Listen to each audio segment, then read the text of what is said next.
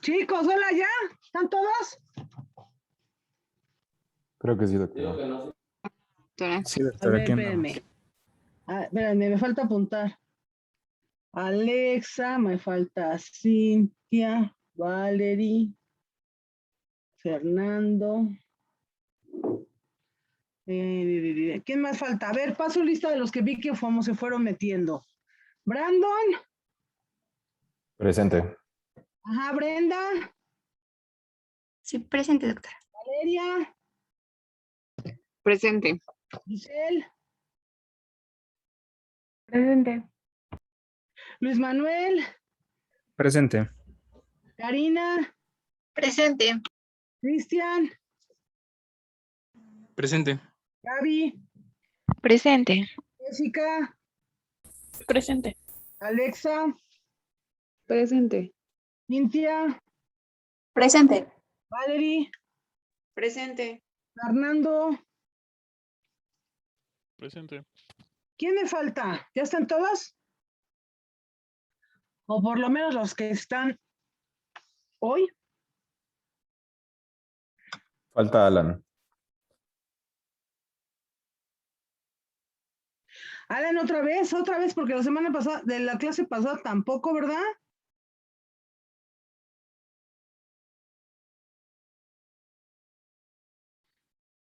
La clase pasada tampoco estuvo Alan.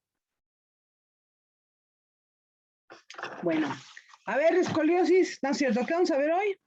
Sí, escoliosis. Sí, voy a proyectar. Sí.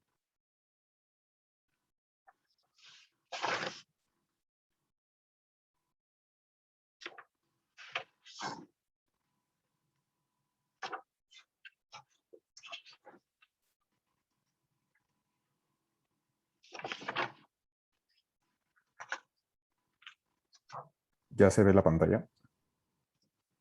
Ya se ve. Sí. Vale. Bueno, pues buenas noches.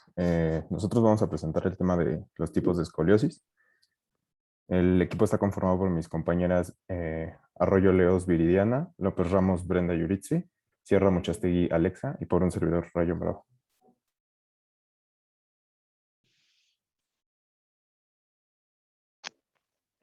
Bueno, comenzando con la escoliosis congénita, esta se va a definir como una curvatura lateral. Ay, ¿puedes darle a la siguiente, perdón?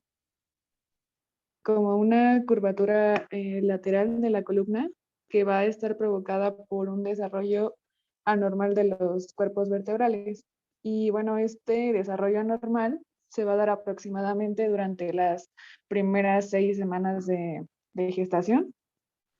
Y bueno, gracias a estas anomalías en los cuerpos vertebrales, la columna va a seguir un patrón de crecimiento anormal y bueno, este se va a manifestar como una malformación de la columna. Y bueno, estas anomalías de la columna no se van a manifestar pues posterior luego al nacimiento, sino que van a manifestarse conforme va creciendo el niño.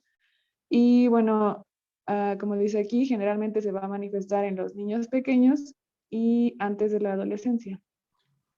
La siguiente, por fin.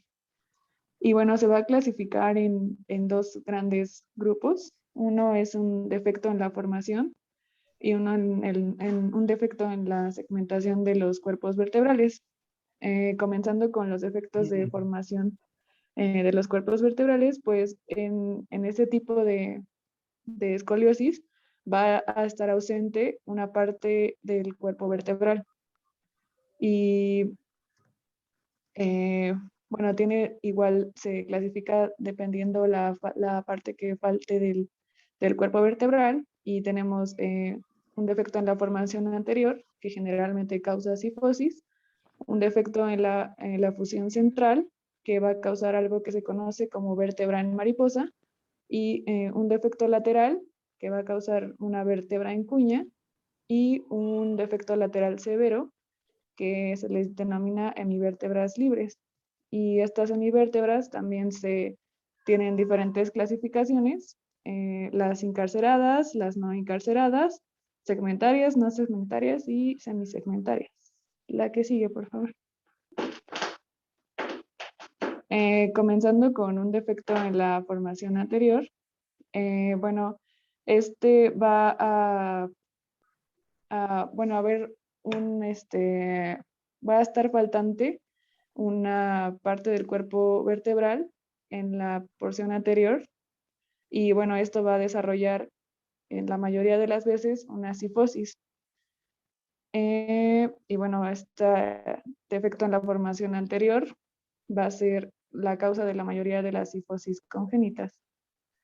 Hablando del defecto de formación central, este es el que va a causar la vértebra en mariposa, y esta vértebra, bueno, como ven en la imagen, tiene un faltante en la porción central del cuerpo vertebral, y esta puede ocasionar cifosis, o también, si está bien equilibrada, puede ser benigna y no puede tener alteraciones. La siguiente, por favor. Un defecto en la formación lateral, este va a ser faltante una porción lateral del cuerpo vertebral, bueno, va a estar faltante o puede estar adelgazada, y esto va a causar que una parte de la vértebra se desarrolle bien y la otra esté un poco más corta, y esto se le llama vértebra en cuña. También esta puede cursar de forma benigna, y bueno, tiene mejor pronóstico que algunas otras deformidades. También existe otro defecto de formación lateral grave, que es lo que se le llama la hemivértebra libre. Y bueno, estas suelen causar cifoescoliosis. Y bueno, en estas también existe una lámina, un complejo articular y un pedículo, pero hay una parte del cuerpo vertebral que no va a estar presente. La siguiente, por favor. Y bueno, estas hemivértebras se van a clasificar conforme al disco intervertebral que poseen cada una. Las vértebras segmentarias van a poseer un disco por encima y por debajo del segmento que esté afectado, como lo vemos en la imagen primera.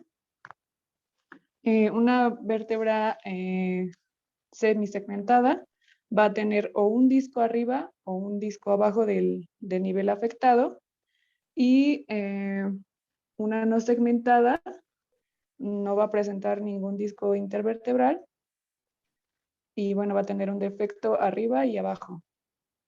Y las vértebras encarceradas, esta se va a localizar en un nicho que va a estar formado por las vértebras adyacentes, y pues usualmente no va a contener discos intervertebrales. La siguiente, por favor.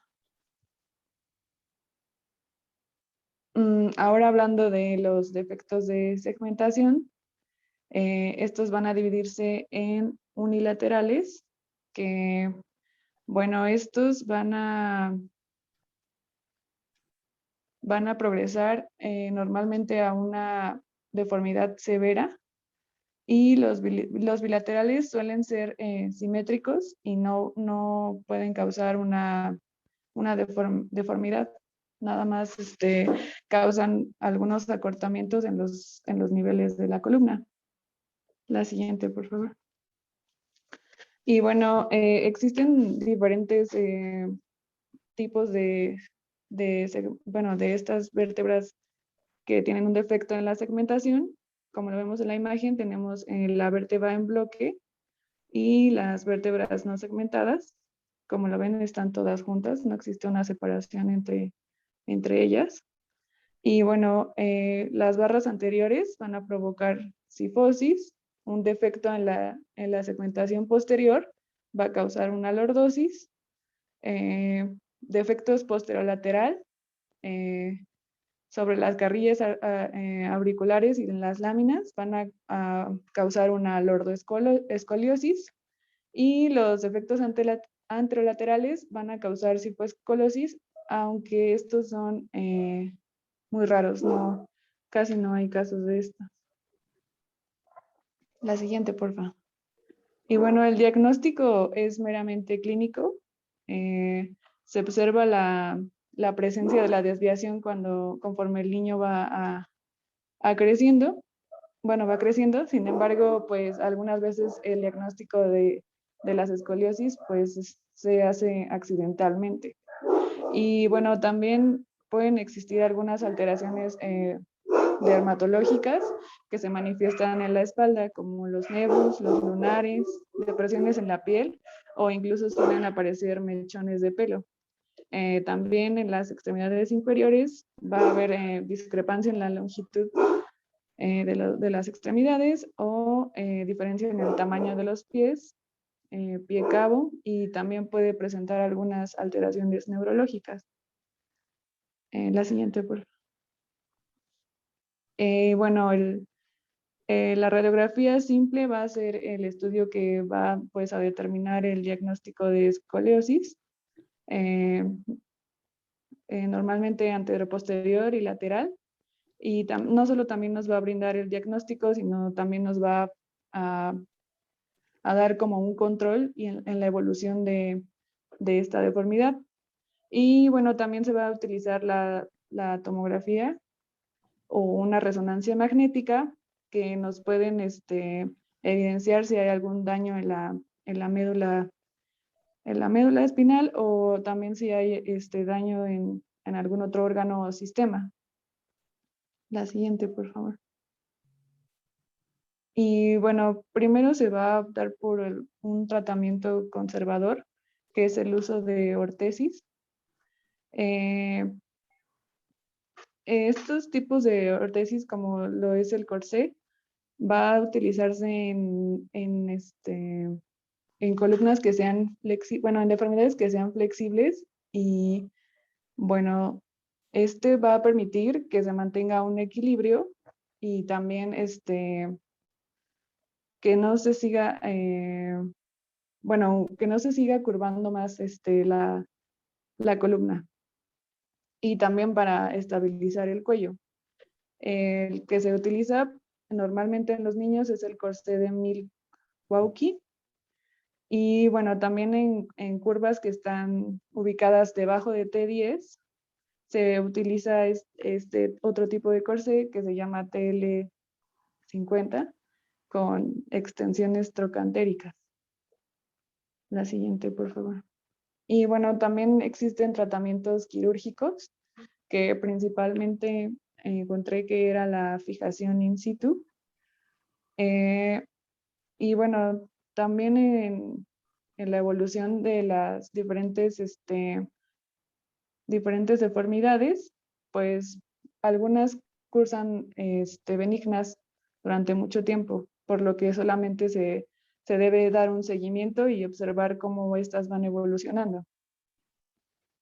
En los fallos de segmentación, todavía no, en los fallos de segmentación, por ejemplo, si existe una progresión de la deformidad, se va a realizar lo que es la fusión in situ o la fijación in situ.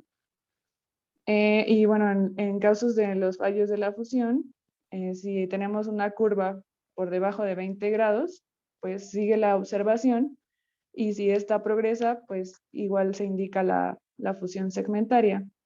Si tenemos una curva entre 20 y 40 y esta tiene un equilibrio, pues igual se observa que no tenga ningún progreso.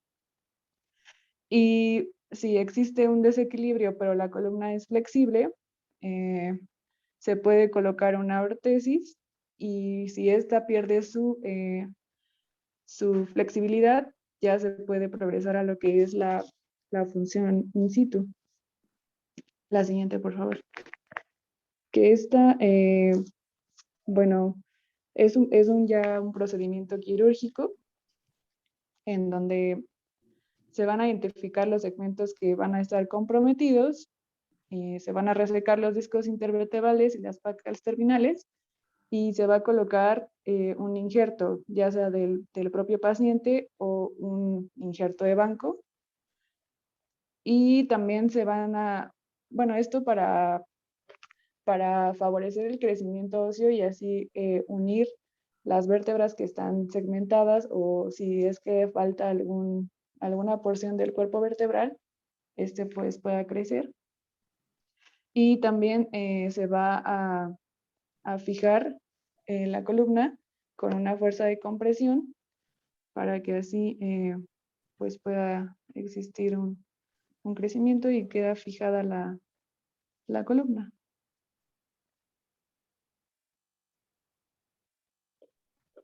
Ok, yo voy a continuar con la escoliosis idiopática. ¿Qué sigue, por favor? Bueno, para empezar, esta va a ser una deformidad del esqueleto axial en el plano anteroposterior, y también va a incluir una deformidad tridimensional con rotación vertebral y se puede acompañar de alteraciones en el plano sagital. Para determinar qué es una escoliosis idiopática, se tuvieron que haber descartado otras causas, como una neuromuscular, congénita,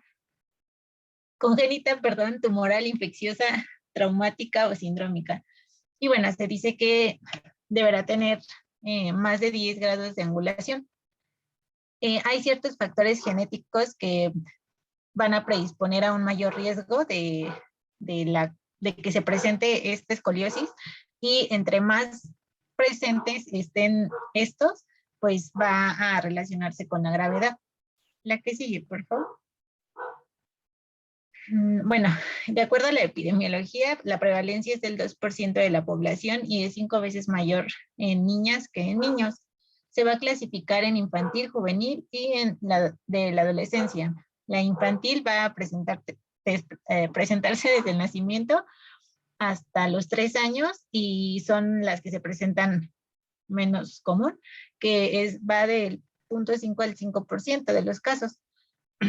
La juvenil es de los 3 años a los 10 años, es decir, a la pubertad, y que son de los 7 al 10.5% de los casos, y los que son, bueno, están más presentes son los de la adolescencia, que son después de los 10 años. La que sigue, por favor. En cuestión de la etiología, vamos a tener que puede ser por alteraciones en el crecimiento, alteraciones discales, alteraciones del sistema nervioso central, anomalías en el tejido conectivo o desequilibrios musculares. Y como les mencionaba anteriormente, pues existe una teoría genética en donde se da por una herencia poligénica, y se dice que existen más de 200 marcadores genéticos, que como les había mencionado anteriormente, cuanto mayor presencia tengan estos, pues indicarán más gravedad y más posibilidad de progresión de las curvas. La que sigue, por favor. Clínicamente se dice que más del 80% no van a ser dolorosas, y pues se sospecha principalmente por la deformidad que empiezan a detectar los padres. Para diagnosticarla, pues va a ser a través de la radiografía de la columna, y bueno, en la exploración va a ser la clínica general y una evaluación del paciente en bipedestación. Vamos a revisar la alineación global de la columna en el plano sagital y coronal, si existen asimetrías en hombros, escápulas y flancos, si hay discrepancias en la longitud de los miembros inferiores, y se deberá realizar una exploración neurológica básica y buscar si existen otro tipo de deformidades. La que sigue, por favor.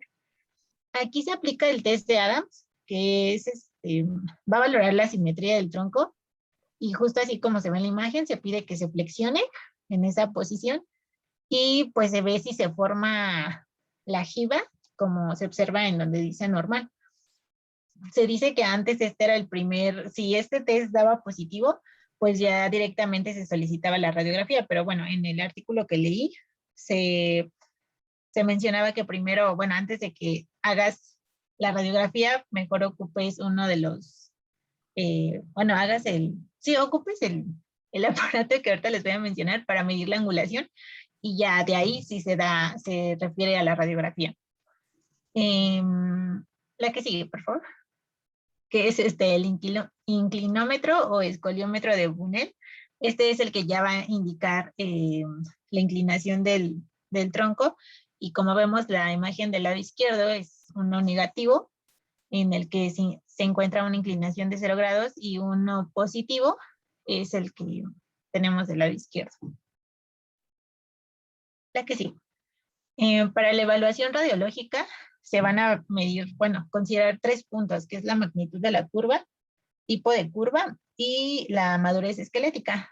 La magnitud de la curva se va a calcular con la medida del ángulo de Cobb, que ya lo revisamos, y el tipo de curva se va a clasificar de acuerdo a la localización del ápex de la curva, y esto lo hacemos a través de la vértebra que esté más alejada de la línea media, y las vamos a dividir en torácicas, toracolumbares o lumbares, y pues es importante resaltar que se pueden encontrar dobles curvas, como se puede ver en la imagen inferior derecha, que pues tenemos dobles. La que sigue, por favor. Y después viene lo de la madurez esquelética. Esta se determina radiológicamente por el signo de Reiser y nos va a indicar esta madurez del cartílago de crecimiento de la cresta ilíaca. Empezando por el estadio 0, pues se dice que no hay osificación. Después, conforme a la madurez, la osificación va a ir avanzando desde la espina ilíaca anterior superior hasta la posterior. Y entonces tenemos el estadio 1 hasta el 5. El 1, pues como se puede ver en la imagen, pues va empezando así por cuartos. Empieza desde la parte, pues sí, anterior, inferior, y ya va a irse tomando en cuenta de acuerdo a estas medidas cada estadio. El estadio 4 ya está completo y el estadio 5 es cuando ya ha madurado completamente. Entonces aquí es cuando ya no visualizamos esta línea madurativa en la pelvis. La que sigue, por favor.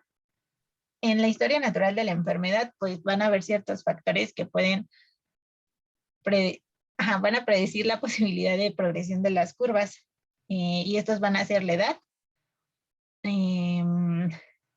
Bueno, como ya nos había comentado la doctora, que si son más chicos y estamos viendo que la evolución de la curva está siendo como muy rápida, pues como siguen en crecimiento y desarrollo, pues puede progresar muy rápido y superar los 45 grados. El sexo, bueno, que tiene mayor predisposición en las niñas, también el estadio puberal, la madurez ósea, la localización de la curva y la magnitud de la curva en el momento del diagnóstico. Aquí es donde manejamos entonces lo siguiente. Si tenemos un ángulo de Cobb que es de 25 o es mayor, va a tener un 68.4% de posibilidades de progresión hasta los 30 grados o más en la madurez esquelética.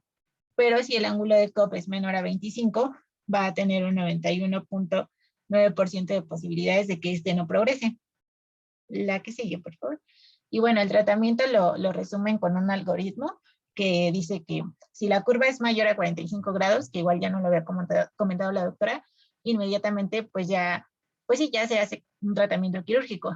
Ahora, si la curva es menor a 45 grados y está en crecimiento con Reiser 0.2 y la curva es de 30 a 40 grados, se puede usar un corsé ortopédico. Si la curva es de 25 a 29 grados con un Reiser de 0 a 1, se usa igual el corsé ortopédico, y si la curva es de 20 a 29 grados, se puede tener en observación, pero si vemos esta progresión mayor de 5 grados, se utiliza el corsé ortopédico, y si no tiene una progresión tan significativa o no lleva una progresión, pues únicamente lo dejamos en observación. Ahora, si sigue siendo menor la curva en 45 grados, pero ya tuvo un crecimiento completo, con un Reiser mayor a 2, se dice que hay se da una observación de cada 4 a 6 meses hasta que se logre la maduración completa. La que sigue, por favor. Bueno, ahora les vamos a hablar sobre la escoliosis juvenil. Prácticamente sucede lo mismo que en una escoliosis idiopática. Lo que lo va a diferenciar va a ser el rango de edad en el que se va a mencionar según la clasificación que ya les mencionó mi compañera Viri. La siguiente, por favor. Como ya les mencionó, la juvenil va a entrar, esta se va a manifestar entre los 3 y los 10 años de edad y la incidencia va a ser igual tanto en niños como en niñas. E igual, cabe mencionar que las deformidades de la columna en niños van a ser importantes reconocer, debido a que en primera pueden tender a agravarse con el crecimiento y cuando alcanzan ya como tal un grado severo, su tratamiento ya puede ser un poco más complejo. La siguiente, por favor. En cuanto al concepto, aquí prácticamente va a existir una deformidad del esqueleto axial en el plano anteroposterior y va a incluir una deformidad tridimensional con rotación vertebral y puede acompañarse de alteraciones. Y para que ya se considere como tal una escoliosis, ya debe superar en cuanto a grados, pues 10 grados de angulación. La siguiente, por favor. Bueno, aquí en cuanto a los hallazgos va a ser importante que el examen ortopédico de la columna en niños se puede realizar, se debe de realizar, se recomienda anualmente y su ¿cómo se dice? Relevancia va a ser máxima al inicio del periodo del crecimiento acelerado, que se va a acompañar dentro de la pubertad.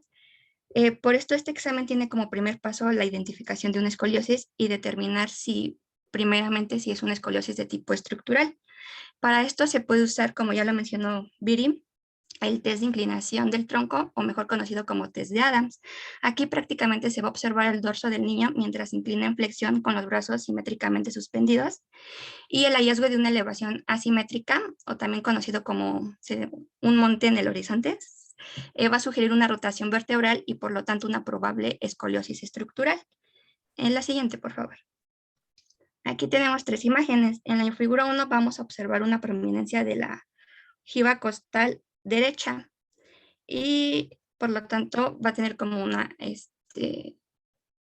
como tal una flexión del tronco y aquí nos indica como tal positivo el test de Adams. En la figura 2 vamos a tener como tal un esquema de una rotación vertebral, siendo el efecto de la... es que no sé si puedo apuntar. A ver.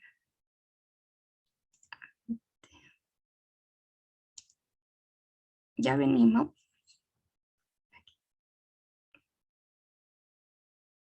¿Podrías Ya. rayar? Sí.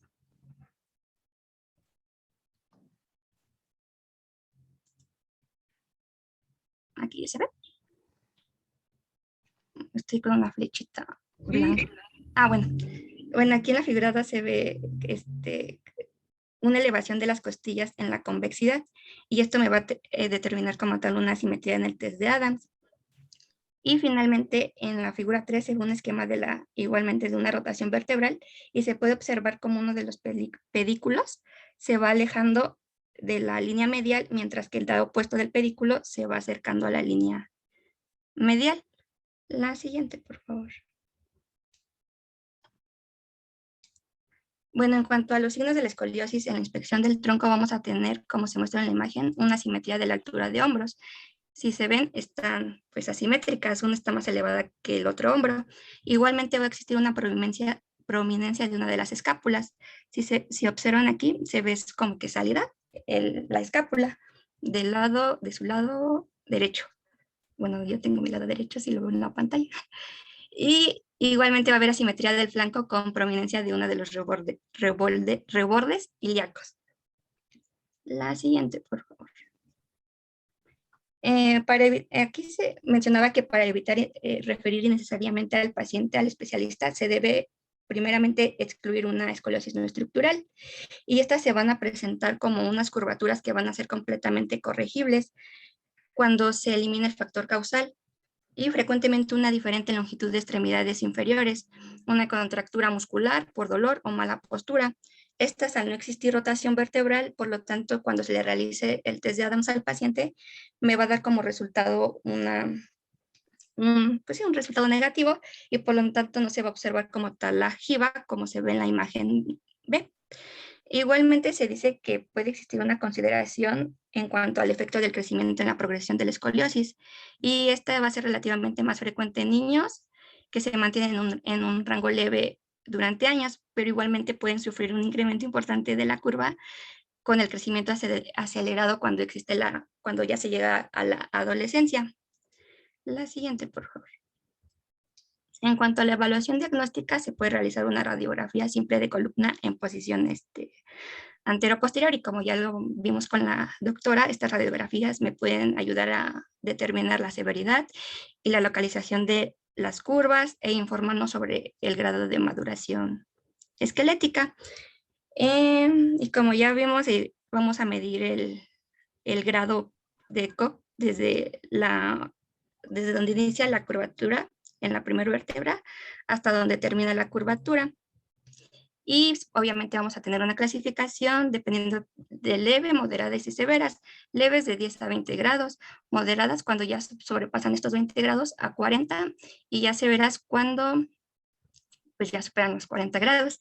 En esta imagen que ven aquí la saqué de un artículo y nos mencionaba que va a ser una radiografía anteroposterior de una paciente femenina de 10 años con escoliosis idiopática torácica que va de T10 a L2 y cuando se le realizó el ángulo de Koch me indicaba que tenía un ángulo de 11.30 grados, por lo tanto si lo comparamos con con estos rangos se encuentra dentro de una escoliosis de grado leve. La siguiente, por favor. Igualmente, como ya lo mencionó mi compañera Viri, vamos a tener que el potencial de crecimiento se puede estimar en la radiografía mediante la visión de las crestas ilíacas, que me va a permitir establecer como tal el grado de Risser, dosificación del reborde ilíaco. Y igualmente esta información se puede complementar de acuerdo al paciente en cuanto si es sexo femenino, pues su fecha de menarquía, desarrollo de los caracteres sexuales secundarios. Y igualmente para la talla para predecir el potencial de crecimiento. Y de acuerdo a esta imagen que vemos aquí, la osificación se puede producir de lateral a medial, cerrándose completamente en el cartílago del crecimiento, siendo como tal ya grado 5 de Risser. La siguiente. En cuanto a tratamiento, vamos a tener pues prácticamente 3, que va a ser la observación seriada, la ortesis, que como ya lo mencioné anteriormente, va a ser el uso de corset, y en dado caso que se requiera, vamos a llegar como tal a la cirugía. En cuanto a la observación, se dice que muchos pacientes presentan bajo riesgo de agravamiento, ya sea por presentar cuando tienen su curva se considera leve o moderada, con crecimiento esquelético completo, pero igual puede existir como tal, pues un riesgo que se puede incrementar con el crecimiento y por lo tanto esto me va a obligar al paciente a ir a consulta anualmente, ya que puede aumentarse semestralmente cuando comience la fase de crecimiento acelerada, cuando ya se llega a la preadolescencia. La siguiente. En cuanto al tratamiento ortopédico, igualmente se puede usar un corset torácico lumbar. Y aquí la efectividad de un corset va a estar determinada por su tiempo de uso, además del ajuste y diseño apropiado. Va a estar indicado en curvas entre 20 y 40 grados con Risser 3 y va a estar contraindicado en pacientes con madurez esquelética de Risser grado 4 y curvas severas que ya tienen indicación quirúrgica con una angulación de más de 50 grados. Y como ya lo mencionaron mis compañeras anteriormente, el más usado es el corset de Milwaukee, aunque igual leí que se han desarrollado igual modelos que me pueden permitir como un control torácico sin extensión cervical. Y estos leí que incluían como modelos ya preformados que se les conoce como de Boston. Igualmente se les puede diseñar de acuerdo a la complexión del paciente a partir de un molde que se le coloca en el torso. Y estos pueden, mencionaba que algo con yeso. Igualmente pueden iniciar su tratamiento con un corset de uso nocturno en posición de hipercorrección, que igualmente se le conocía como de Charleston. Aunque igual como son estos corsets se usan en niños, pueden existir algunas dificultades asociadas a su uso, ya sea porque el niño siente incomodidad o más bien como estos niñitos son más como que más inquietos por la edad o igualmente porque no están como tal acostumbrados. ¿Y qué más? Creo que ya. La siguiente, por favor. Y ya como tal al tratamiento quirúrgico, la cirugía de las deformidades de la columna va a tener como tal para las distintas etiologías algunos objetivos en común y estas van a tener relación principalmente con la etapa del crecimiento del niño y con la severidad, por lo que frente a una planificación del manejo quirúrgico de las escoliosis en niños, se van a considerar 2 puntos clave para su evaluación. Como primer lugar vamos a tener la clasificación de la curva y finalmente tendremos como tal un potencial de crecimiento. En cuanto a la clasificación de la curva, nos podemos basar a la clasificación que ya mencionó igualmente esta Viri, a la clasificación de Lenke, no sé si así se pronuncia, es la más utilizada. Y en cuanto al potencial de crecimiento, uno puede anticipar el crecimiento significativo del tronco en aquellos niños con RISER 0, pero igual puede existir como tal una complicación en niños con talla baja, y aquí se considera como tal pues sí se debe tener en cuenta esto, ya que puede provocar una desproporción importante en la relación del tronco con sus extremidades del pequeño. Y ya, la siguiente, por favor.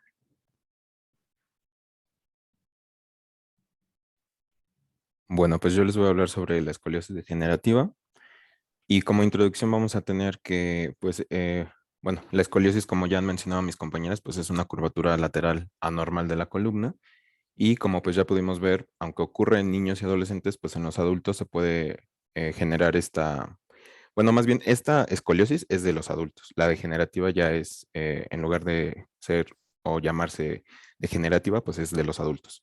¿Por qué? Pues porque es una progresión de la escoliosis idiopática congénita de inicio temprano o adolescente o la escoliosis secundaria a otra afección. Estas afecciones pueden ser una cirugía de columna, que es muy raro, o una parálisis.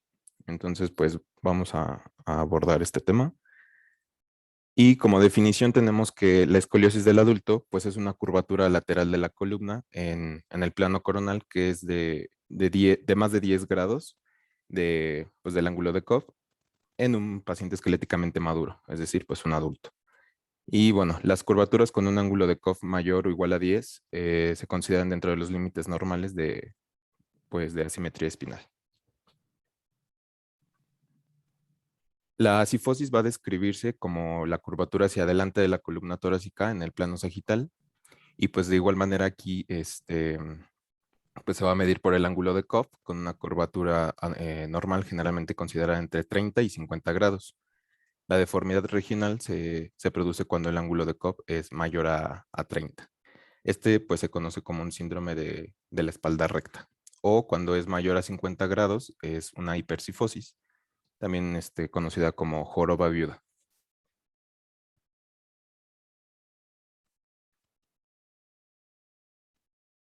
Bueno, en la cifosis se va a describir la curvatura hacia adelante, perdón, en la lordosis se refiere a la curvatura posterior normal de la columna cervical y lumbar en el plano sagital. Bueno, el grado de lordosis se mide mediante igual el ángulo de Cobb y la lordosis lumbar normal está entre 30 y 80 grados. La A ver, hipolordosis, perdón, Brandon. sí, ¿Con qué ángulo mides cómo se llama el ángulo con el que mides la lordosis lumbar y cervical? de Cobb. No.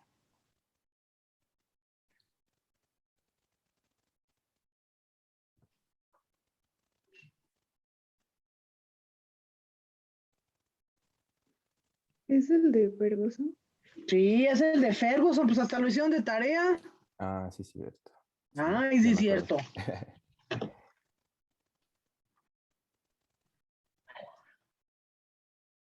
Dale, perdón, sigue. Sí, sí, sí. Bueno, con esta corrección pues hacemos que pues es el de Ferguson. Bueno, el desequilibrio sagital fijo se va a conocer como bueno, el anterior se llamaba una espalda recta y esta es una espalda plana. Y pues esto ocurre cuando hay una deformidad espinal hipolordótica y pues impide que pues, se pueda parar derecho el paciente.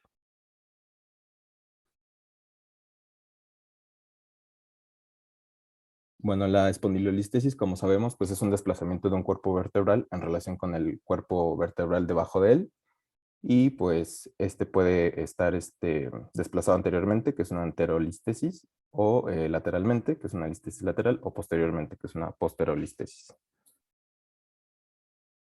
Bueno, las dos causas más comunes de escoliosis en los adultos son la escoliosis de novo, que es pues la definición como tal, que es la escoliosis asociada con cambios degenerativos en pacientes sin antecedentes de escoliosis, y la progresión de la escoliosis adolescente, que es las que ya vimos con mis compañeras, así como la congénita o la de inicio temprano. Entonces, bueno, como les decía, con menos frecuencia la escoliosis del adulto es secundaria a una afección médica subyacente, ya sea pues una parálisis, un traumatismo o una cirugía de columna. Bueno, en la deformidad espinal postquirúrgica puede pues deberse al debilitamiento de la columna después del abordaje quirúrgico. Bueno, la escoliosis en los adultos se clasifica pues de la siguiente manera. Vamos a tener 5 tipos, que en este caso van a ser el tipo 1, que es la degenerativa, es decir, sin antecedentes de escoliosis. La tipo 2 es cuando hay una enfermedad idiopática del adolescente progresivo con cambios degenerativos secundarios.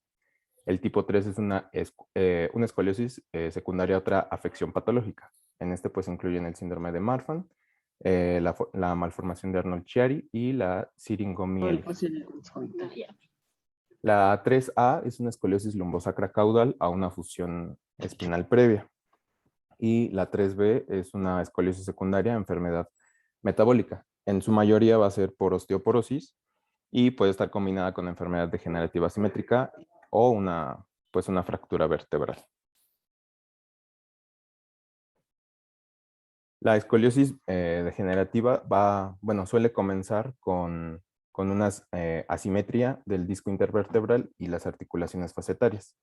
Esto pues nos va a llevar, va a llevar al paciente más bien a una carga desequilibrada de la columna. Como ya les dije, la degeneración asimétrica puede acelerarse por osteoporosis o por una osteopenia.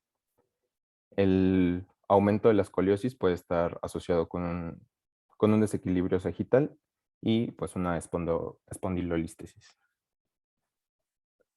Bueno, en la imagen tenemos que pues dentro de la estenosis espinal y el estrechamiento de los rezos laterales puede ser un resultado de la formación de osteofitos. Igual esto ya lo habíamos comentado en clase antes. Y bueno, pues la formación de osteofitos van a estar en las articulaciones facetarias y los discos intervertebrales combinados con hipertrofia y calcificación del ligamento amarillo y las cápsulas articulares.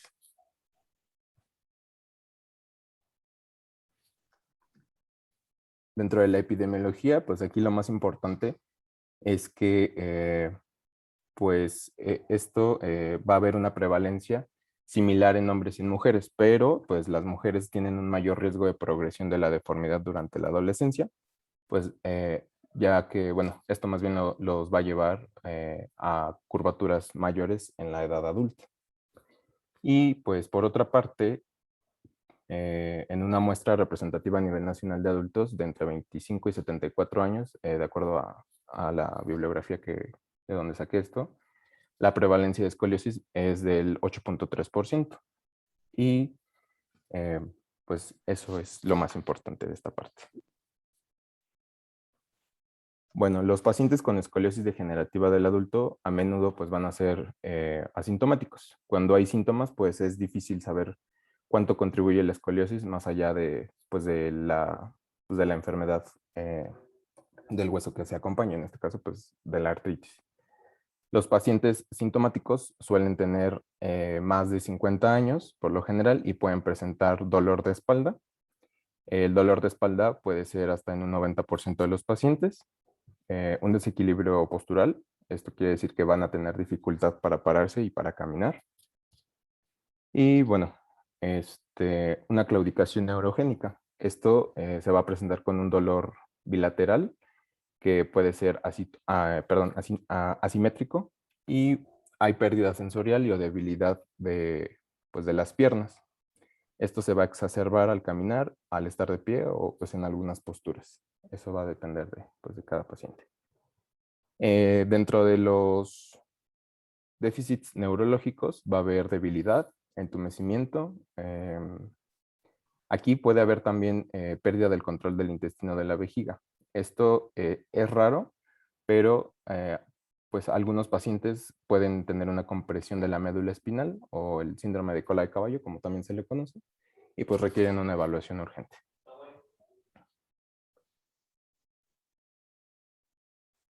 Y bueno, dentro del desequilibrio pues agital, pues es que solo va a haber pues una,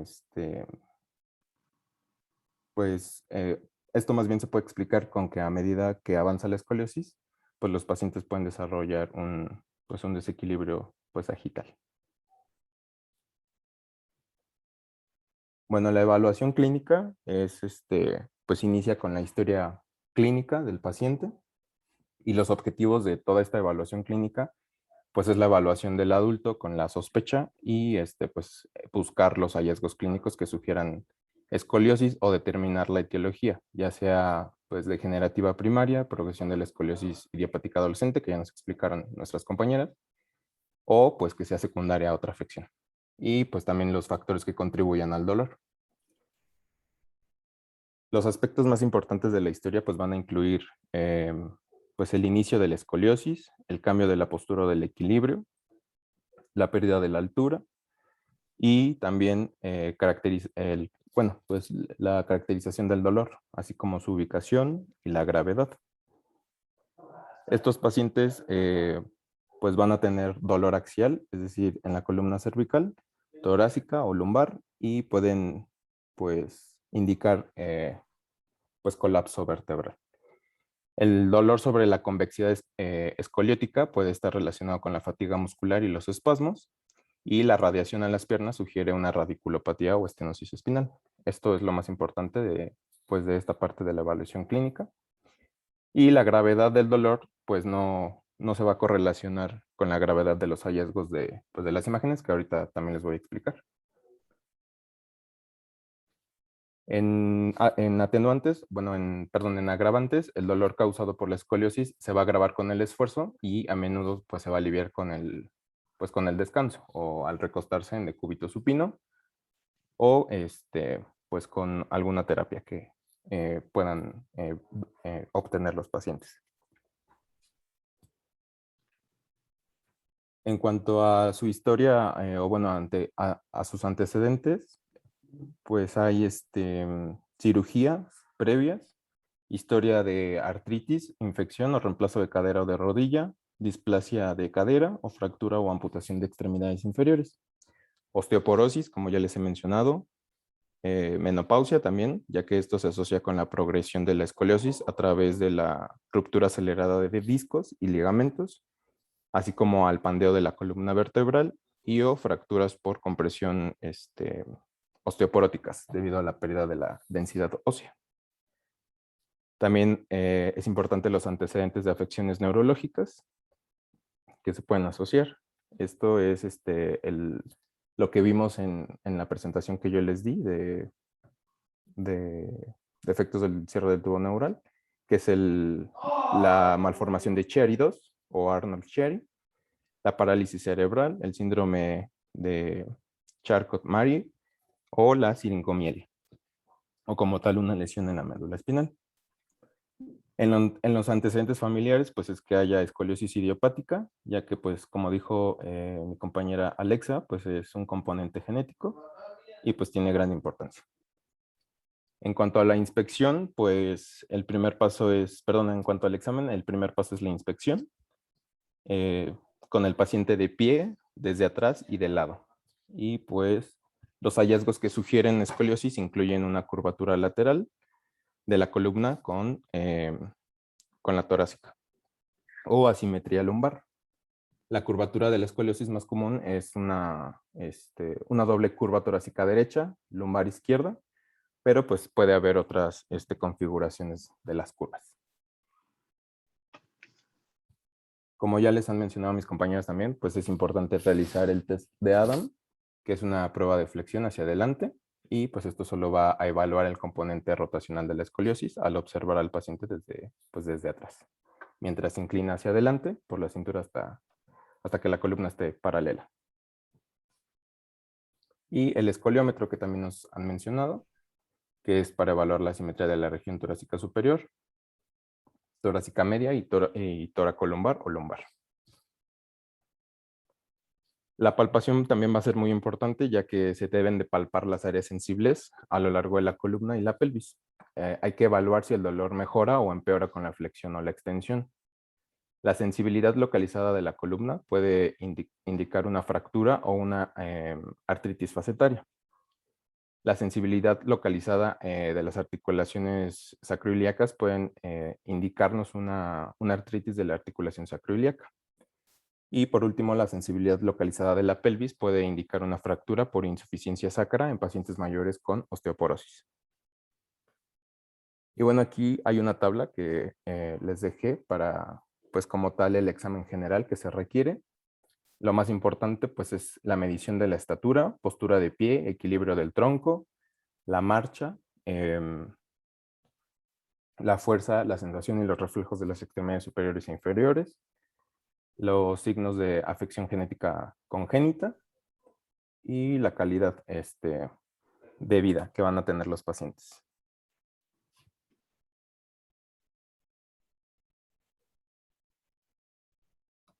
Bueno, en cuanto a la evaluación radiográfica, pues aquí hay una imagen, bueno, sí, la del, no sé qué lado están viendo, es que creo que se invierte en mi pantalla. Es la del lado izquierdo, me parece, donde podemos observar una vértebra en cuña, que es la que está señalada en la flecha. Y pues esto es en un paciente con osteoporosis y escoliosis degenerativa.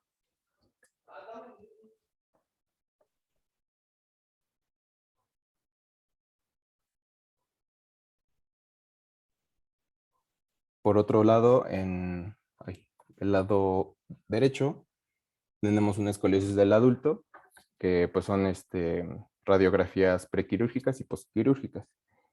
La descripción de esta imagen es que es una escoliosis torácica de 87.5 grados de un hombre de 36 años, con dolor lumbar progresivo y que tiene dificultad para respirar con el ejercicio y empeora, tiene un empeoramiento de la postura y de la autoimagen con el tiempo.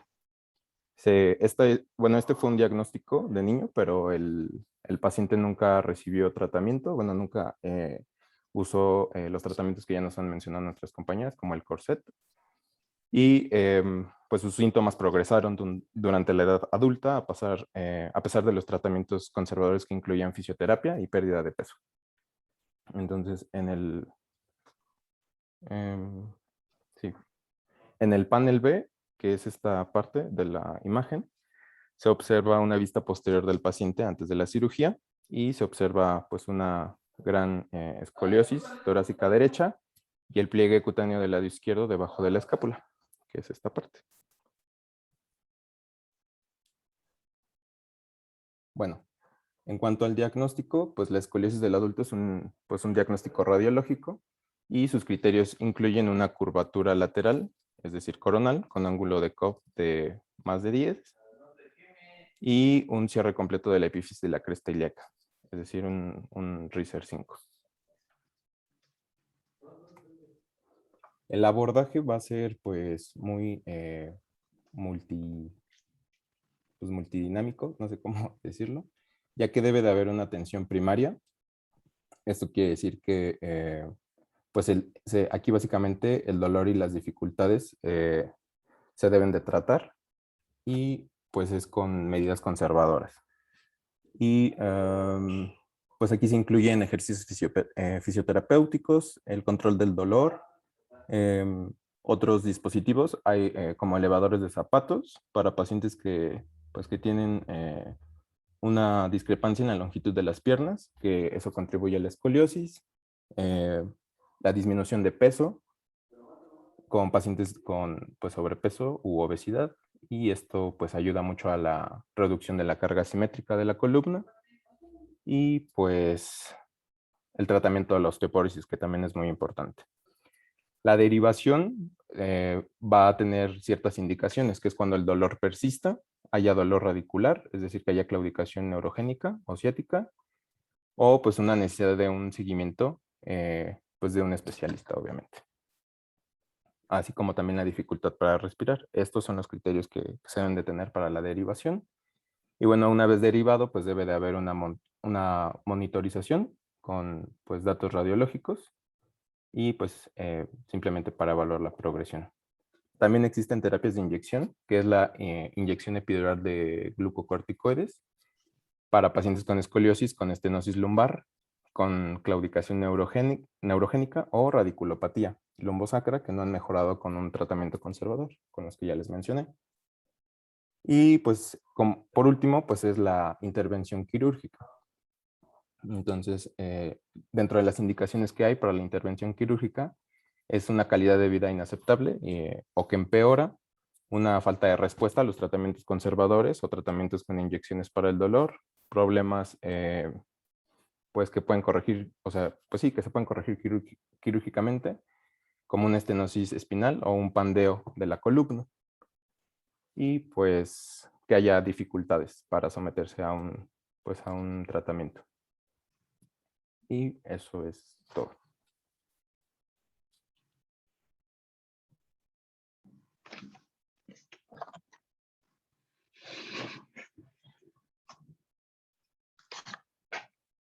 Listo, chicos. Muy bien, muchas gracias. A ver, preguntas al equipo para que ya quede bien claro este tema. ¿Tienen alguna duda? Sí estuvo más entendible. Ya que nos expliquen qué tipos de escoliosis hay cuando ya sabemos qué es la escoliosis, ¿verdad?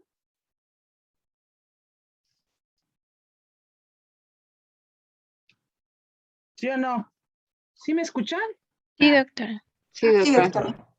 Entonces, a ver, tengo unas preguntas para el equipo para que quede claro para todos, ¿sale? Cuando llamamos una curva estructurada, ¿por qué se llama estructurada?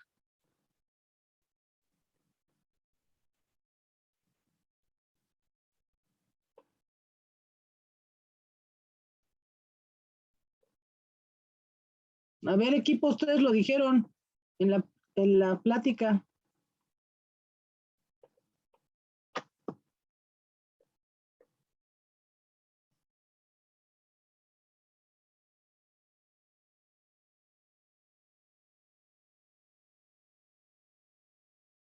Pues podría ser cuando este tipo de escoliosis no se puede corregir como tal por una acción directa.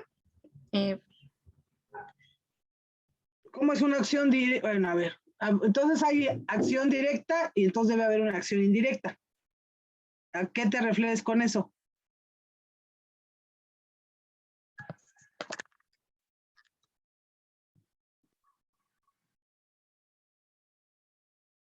Acuérdense que estás bien en tu respuesta. Acuérdense que las curvas estructuradas son las que ya no se corrigen. Son las curvas no flexibles. Son las curvas que en un momento dado, si pasan de los 45 grados, son siempre quirúrgicas. Ustedes también mencionaron algo importante que son las curvas equilibradas. ¿Qué significa eso de curvas equilibradas?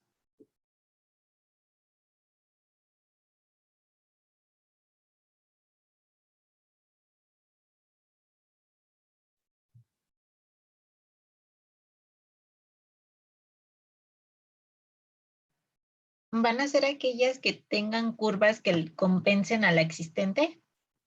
Exacto. Acuérdense que les decía que la escoliosis va a ser una deformidad, pero siempre va a tener una curva compensatoria, siempre. Les ponía el ejemplo de los árboles, siempre el follaje va a apuntar al cielo. Igualmente en la escoliosis la cabeza siempre va a estar centrada. Cuando tienes una curva equilibrada es porque la curva lordótica no se tiene 20 grados y la curva compensatoria torácica tiene 18 o 22. Y eso hace que la cabeza esté centrada. Esos criterios son los que uno considera para si un paciente necesita o no cirugía, ¿sí? Eso es importante que lo sepan. ¿Por qué? Porque ustedes van a estar en primera instancia en un primer nivel de atención, van a ser médicos generales y ustedes van a tener que saber qué paciente y que en qué momento se debe de enviar a la valoración de ortopedia. No todos los pacientes se envían. Muchos pacientes, ustedes ya lo vieron ahorita, que muchos pacientes se van vigilando en su consulta de primer nivel. Si son flexibles, con mayor razón. Ustedes deben de aprender a ver una radiografía y determinar el RISER de un paciente, porque acuérdense que eso es pronóstico. El paciente, entre más pequeño es, más posibilidad tiene de deformarse, porque le queda mucho tiempo para crecer y desarrollarse. Entre más grande sea, las curvas que tiene también tienen dificultad para corregirse, pero también ya no se van a seguir deformando y eso es importante, ¿sí? Saber distinguir entre una escoliosis congénita a una escoliosis juvenil o idiopática. Porque, a ver, ¿cuál es la diferencia entre una escoliosis juvenil y una escoliosis idiopática?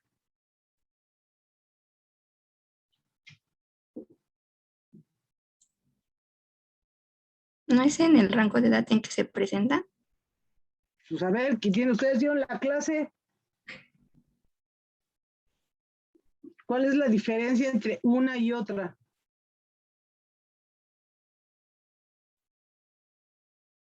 Pues que en la congénita pues va a haber un desarrollo como tal. Bueno, como decía esta No, Alexa. entre la juvenil e idiopática. Ah, ya, ok. ¿Cuál es la diferencia, Brandon? Que la infantil bueno, sí, como ya lo mencioné en el rango de edad, que la infantil va a ser de recién nacido a 3 años y la juvenil se presenta de los 3 a los 10 años y ya como tal la de adolescencia después de los 10 años. Y va a depender, pues sí, en el rango de edad en que se presente el tipo de escoliosis. Ajá. ¿Y la idiopática?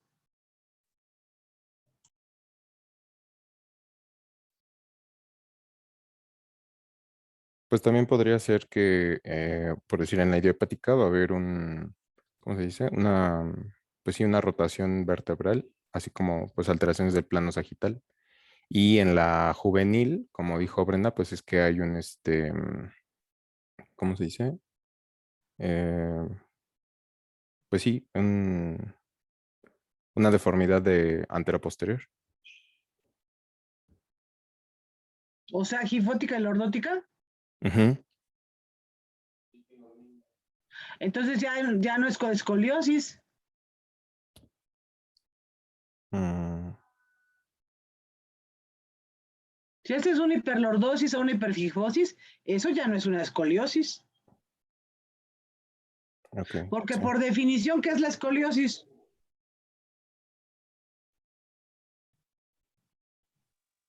Una curvatura lateral. Ajá, una curvatura lateral. Que se ve en el plano frontal. Entonces, la escoliosis idiopática, la diferencia con la otra va a ser la edad de presentación. La escoliosis idiopática es generalmente del paciente en crecimiento y desarrollo, pero no ni en el niño ni en el puberto, es en el adolescente. Generalmente es igual presentación en niñas con curvas derechas y dorsales. Esa es la característica de las escoliosis idiopáticas, que son después de la pubertad, son en niñas y tienen una curva torácica derecha. Y no, obviamente no se presentaron en la infancia, y por lo tanto son curvas discretas, son curvas de 12 grados, de 14 grados, porque las curvas que se presentan en la niñez o en la pubertad, en la adolescencia, pues son más grandes, son más severas. ¿Sí? Entonces va a depender mucho de la edad, la curva que te encuentres. Y es importante porque el tratamiento también varía. Una escoliosis idiopática no te va a deformar mucho porque la edad de presentación es mayor, porque el RISER ya les queda poco tiempo y entonces no tienen mucha oportunidad de deformarse. Se tratan de forma conservadora, generalmente son flexibles, se manejan con fisioterapia, quizás un corset, y no uno tan agresivo como el Milwaukee, que son corsets muy grandes, tienen soporte mentoniano. O sea, pobres niños porque parecen robots y no sé, y lo tienen que usar todo el tiempo. ¿Sí? Entonces, esas escoliosis, digamos que son fáciles de tratar porque son solamente de seguimiento y de ejercicio. Y son curvas torácicas, casi siempre. Ahora, la causa, a ver, ¿cuál es la causa más frecuente de escoliosis? La causa más frecuente.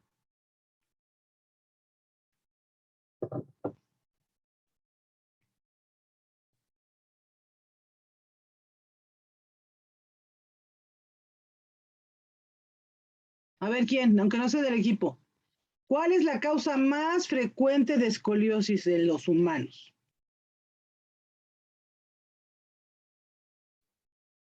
Parálisis cerebral infantil. No.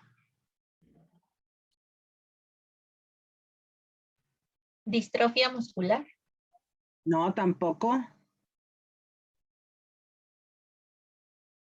La osteoporosis. No.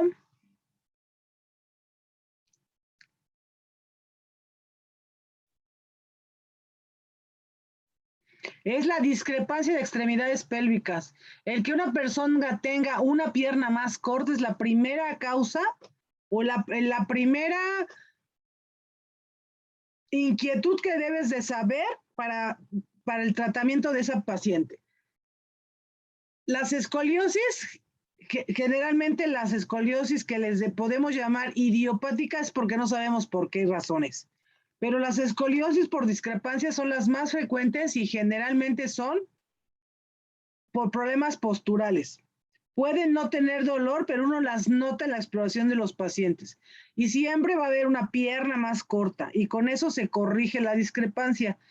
Perdón, la escoliosis con corrección de las extremidades. Hay pacientes que tienen una pierna más corta y no tienen escoliosis.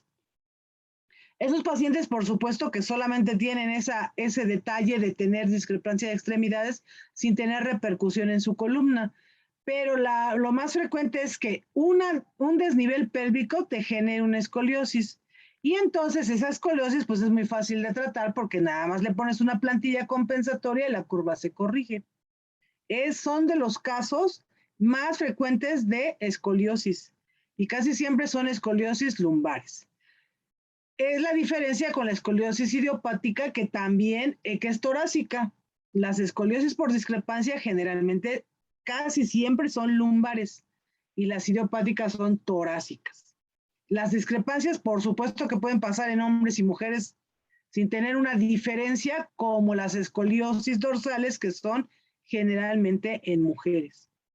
¿Sí? Entonces, ya ahora sí ya vieron la trascendencia del RISER y ya lo saben determinar en las radiografías, o bueno, obviamente lo tienen que ver y ver muchas veces para ustedes distinguirlo, pero ya saben que existe y ya saben cómo es su clasificación. ¿Sí quedó claro?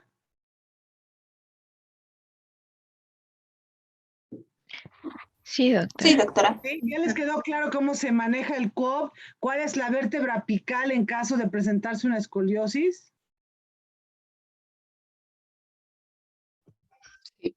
Sí, doctora. ¿Sí? Ya se aprendieron bien que la zona cervical, la zona lumbar son lordóticas, la zona torácica es gifótica. De forma natural, en el plano sagital, tienen que ser curvas. ¿Sí? Y entonces, Sí. dentro de estas escoliosis, ¿cuáles son las más agresivas? ¿Cuáles son las que generan más deformidades en los pacientes?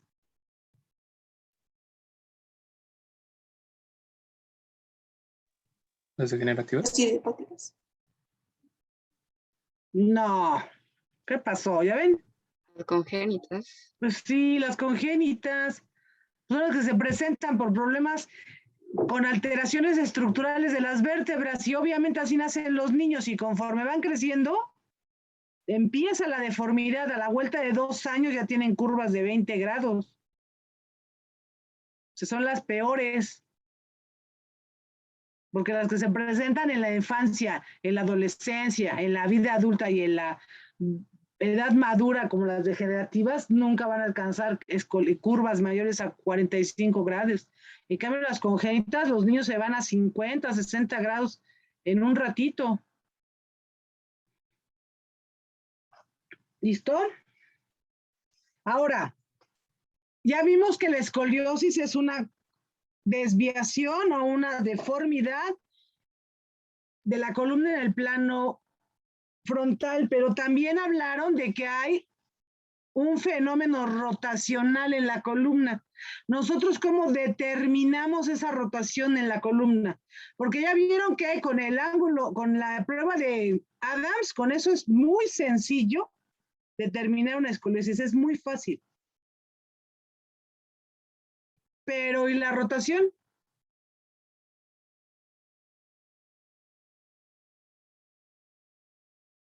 ¿Cómo dijeron, ahorita que expusieron, cómo dijeron que se determina si hay o no rotación? ¿No es con lo de los pedículos? Exacto. ¿Qué con los pedículos? Uno se va alejando mientras que el otro pedículo opuesto se va acercando hacia la línea media. Entonces, la manera de saber si hay un componente rotacional en la columna es con una radiografía simple tomada con el paciente en anteroposterior parado. No te sirve otra proyección para eso, no te sirve oblicua, no te sirve si está acostado, tiene que ser anteroposterior, porque justamente con los pedículos te vas a dar cuenta si los pedículos los ves de frente, o los ves así, o los ves así. ¿Sí? Y quien te va a guiar a esa línea media que mencionan, pues van a ser las apófisis espinosas. Vas a trazar tu línea y te vas a dar cuenta qué pedículo está alejado de la línea y entonces con eso determinas si la columna, aparte de escoliosis, con tu ángulo de Cobb, aparte de eso, tiene un componente rotacional. Las columnas que tienen componente rotacional son más difíciles de tratar porque el componente rotacional no lo podemos controlar con un corset. Solamente podemos controlar la curva, pero la rotación no. Entonces, sí debemos tener monitorizado al paciente con sus radiografías cada 4, 6, 8 meses, dependiendo de la edad ósea que tenga, porque es lo que nos dice cuánto tiempo, o más bien a qué velocidad pudiera estarse deformando. Y entonces, con eso vigilar también la rotación, porque la rotación no la podemos manejar con un corset. Y si el paciente empieza a tener un componente rotacional severo, necesitamos que se opere, porque no tiene otra forma de controlarse. ¿Sí? Y entonces eso sí le puede generar a los pacientes problemas de equilibrio, porque aun cuando tengan una curva compensatoria, imagínense una curva y aparte rotada. Entonces, obviamente, los hombros se mueven, el cuello se mueve. Y entonces no quedan equilibrados y los pacientes tienen problemas de equilibrio. Y eso, por supuesto, que también les genera alteraciones en la estabilidad y entonces también problemas en la marcha. Entonces, eso tiene que también considerarse y es muy importante para determinar qué pacientes vas a derivar a ortopedia, qué pacientes pudieran ser candidatos a cirugía cuando tienen curvas con rotación. ¿Sí?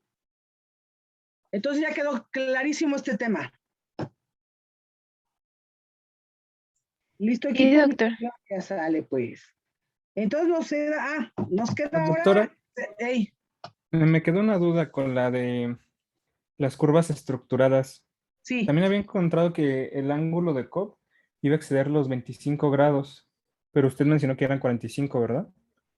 A ver, la curva estructurada es una curva no flexible. Es una curva que tú la mides ahorita y tiene 25, por ejemplo. Le pides al paciente que se estire o que cambie la posición, así como lo mostraron en la clase, que al paciente le pides que se movilice para ver si la curva se mejora y esa curva no mejora. Tú tienes al paciente alineado a como se pueda parar y le dices que se incline a un lado o que se incline al otro y la curva no se modifica. Y eso es una curva estructurada. Ya se pegó. Ahora, el que tú tengas aparte una curva de 45 grados o más es indicativo de que el manejo ya debe ser quirúrgico, porque esas curvas ya se ha visto que generan problemas ¿cómo se llama? En la función de las cavidades. Como tienes una zona convexa, el lado cóncavo, si es abdominal, tienes problemas con el lado del intestino que queda del lado cóncavo porque la cavidad abdominal queda pequeña. Si lo tienes en la zona torácica, todavía más problema porque entonces el hemitórax cóncavo queda corto y hacen problemas pulmonares restrictivos. Por eso se tienen que operar. Pero no porque sea una curva estructural es igual a cirugía. Las cirugías se determinan por los grados de deformidad.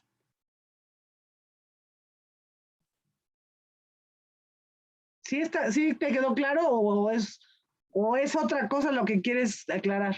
No, sí era eso. Muchas ¿Sí? gracias, doctora. Sí. Sale. Doctora, Sí, bueno, le quería comentar que si podíamos dejar la clase hasta las 9 porque algunos tenemos una optativa. sí, listo. Pues ya. ¿Y quiénes se van a ir? ¿O todos ya? Todos díganme, chicos, con toda libertad. No vamos atrasados en nada. ¿Cortamos Pues, aquí? no todos tenemos a lo mejor la optativa, pero pues para no perdernos del tema, yo creo que sí sería justo que todos lo tomáramos parejo. Bueno, entonces ahorita tenemos que asistieron todos menos Alan y expuso. Llegué. ¿Ya llegaste? Sí, es que entré un poquito tarde, doctora. Muy bien, pues ya llegó Alan. Ya te pongo tu asistencia. Muchas gracias. Expuso el equipo 1 con Brandon, Viridiana, Brenda y Alexa. Sí, doctora. Sí, ¿Todo doctora. bien? Listo. Entonces, la clase que entra, vemos columna cervical superior. ¿Sí? Sí, doctora. Sí, doctora. Sí, doctora. Y ya les sigo Sí. yo dando lo que sigue, que sería plexo braquial, acuérdense, ¿eh? Sí. Sí, doctora. Tarea. Listo, chicos, está bien. Adiós, doctora. Que esté Muchas muy bien. gracias. Gracias, doctora. Sí, gracias a Dios. Gracias. Bye, bye. Nos vemos. Hasta luego.